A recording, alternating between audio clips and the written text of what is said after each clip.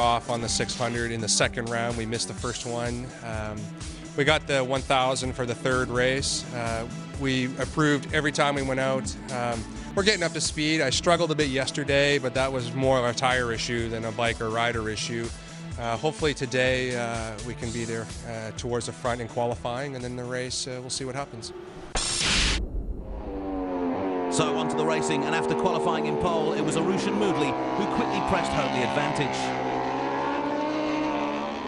Grant Yake did challenge, but despite passing the South African on several occasions, wasn't able to sustain the pace throughout. Moodley, who put in another commanding performance to finish on the top step in both races. Yeah, in a pole position in qualifying and to win both races, there's, I suppose, more than what we could ask for. And I'm just really happy to be racing down here and having a lot of fun. Behind the leaders, there was a good battle going on for 4th and 5th place between Abdulaziz Bakr on the Kawasaki and Jazar Motiwala on the Honda. There was a good scrap also for 4th place between Rod Scott on the familiar red Yamaha and Henny Sauerman on the Kawasaki. By 3/4 of the way through the race, Motiwala has managed to get past Abdulaziz Bakr and was closing in on 2nd place Grant Yake. Bakr at first seeming to have mechanical problems with his Z06, but later discovering he had inexplicably run out of fuel, bringing his race to a premature end. Meanwhile, a good ride for Grant Yake saw him hold on to 2nd place with Jazar Motiwala in 3rd. After the drama of race 1, the 2nd race promised more of the same and didn't disappoint. Not surprisingly, it was Arushan Moodley who dominated proceedings at the front of the race, leaving Grant Yake and Jazar Motiwala to do the chasing.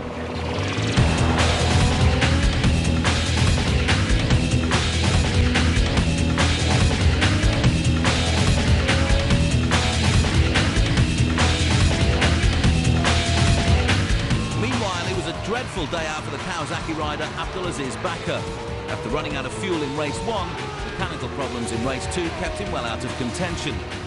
It's a bitter blow for the Saudi rider, who's hoping to be one of the contenders for the championship title.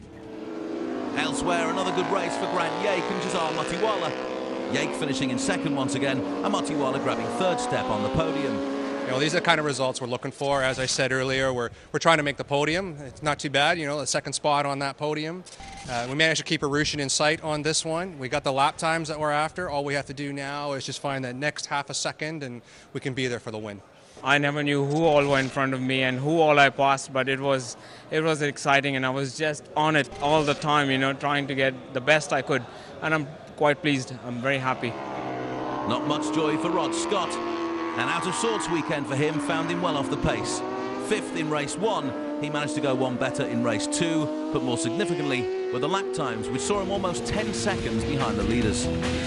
So confirmation of the results for race 1 and 2, and the first 3 places in both races were identical.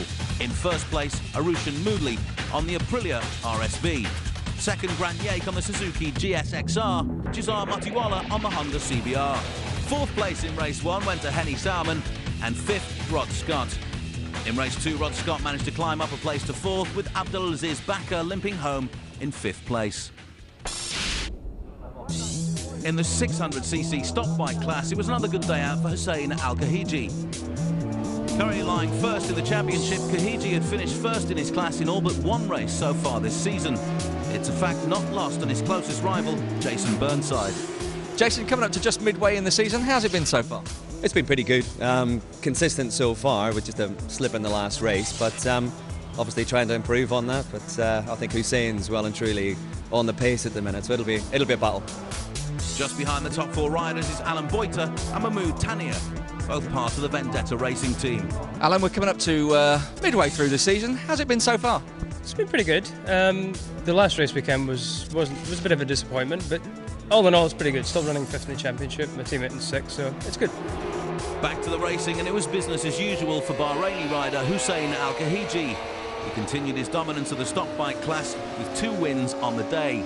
Race 1, though, was a particularly close fought affair, with Jason Burnside pushing Kahiji at every turn. But in the end, it was Kahiji who took the checkered flag for victory, crossing the line just 2 seconds ahead of Burnside. We had a good setup from the beginning of the season. Went very well. We did very good and very happy. Behind the leaders, and a fierce battle ensued for third place between Alan Boita, Andrei Kopachia and Steve Blackney. However, third place honours today went to Alan Boita, who crossed the line just 3 seconds ahead of Steve Blackney in race 1 and just 0.02 of a second ahead of Andrei Kopachia in race 2. Meanwhile, in the super stock bike class, Liberty Kawasaki rider Pascal Grosjean notched up another comprehensive double win. Yeah, I'm very happy with this, but I'm more happy with the time on the track, where I make a new best record with the 600, and that is all good for me, you know. I'm learning with me and with the bike. So, confirmation of the results. Out in front in the stock bike class is Hussein Al-Kahiji, while in the super stock bike class, Pascal Grosjean extends his lead. Time for a quick break. When we come back, it's action from the Yellow Hat UAE Touring Car Championship.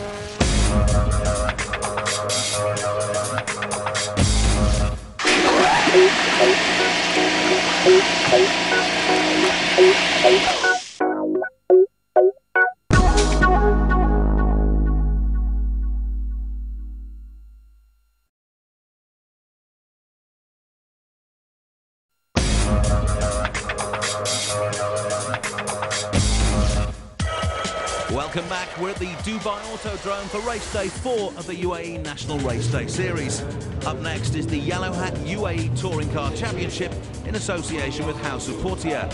A look at the championship standings so far, and in Class 1 it's Karim Al-Asari who's out in front, 6 points clear of rival Mohammed Al-Falassi. In Class 2 it's Raid Hassan who tops the table, whilst in Class 3 it's been a great season for Kostas Papatonis with a 100% win record so far. Okay, Kostas, we're coming to midway through the season. How's it been for you so far? So far, very good, so far. Today is a little bit tougher, and my position is at risk, so we will do whatever I can to defend my position. I'm happy with the way I went today. I qualified third, and today I have a new person in the category now. We have a Viper, and which is, you know, the Viper and the Corvettes, the Dodge and the Corvettes. It's the American sort of competitor, so it'll be interesting to see them also on the track. It's been a great season so far. Al Nabuda Racing have given me a great car. Autodrome has given us a great track. It's been really good, and I was just having a chat with my teammates. I think we've used up all the buffer zone we had. Today's qualifying was awesome. I mean, we're all within a second.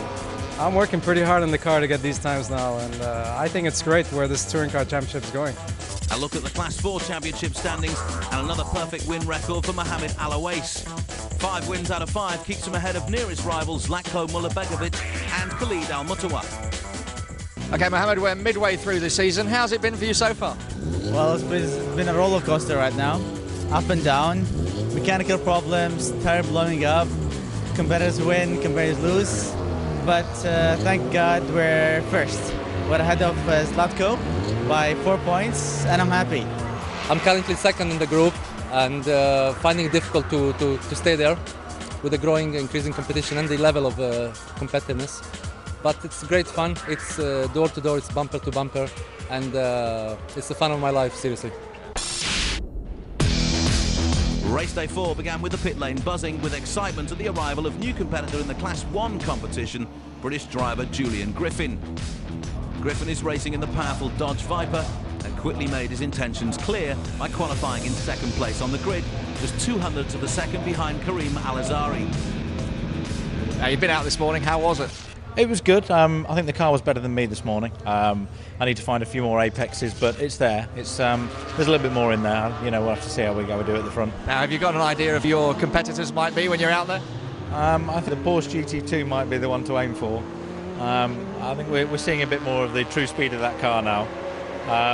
So, yeah, if I can get my act together and we can get the car handling nice, I'd like to think I can push him, but we'll see. Well, it was Al-Asari who got off to a flying start in race 1, quickly pulling away from the rest of the pack.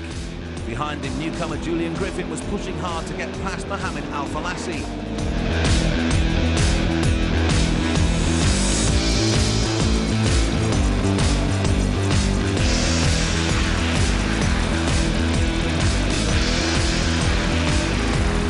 But disaster struck for Karim Al-Asari on lap 11. Al-Asari appeared to have the race in the bag when the Porsche GT2 suddenly